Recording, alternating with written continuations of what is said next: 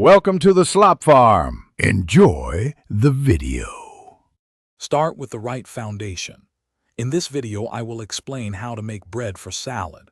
First, select day-old bread, which is ideal for absorbing flavors. Cut your bread into uniform 1/2-inch cubes using a serrated knife.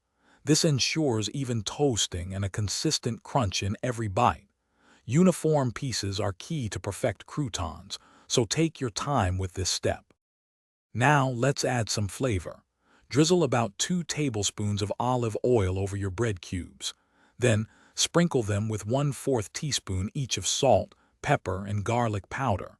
You can also add dried herbs like oregano or basil for extra zest. Toss everything together gently until each cube is well coated. This ensures every crouton is bursting with delicious seasoning. Time to get them crispy. Preheat your oven to 375 degrees Fahrenheit. Spread your seasoned bread cubes in a single layer on a baking sheet. Avoid overcrowding the pan, as this can steam the croutons instead of toasting them. Bake for about 10 to 15 minutes, making sure to flip them halfway through. They should be golden brown and wonderfully crunchy. Once baked, let your delicious croutons cool completely on a wire rack. This step is crucial for achieving maximum crispness.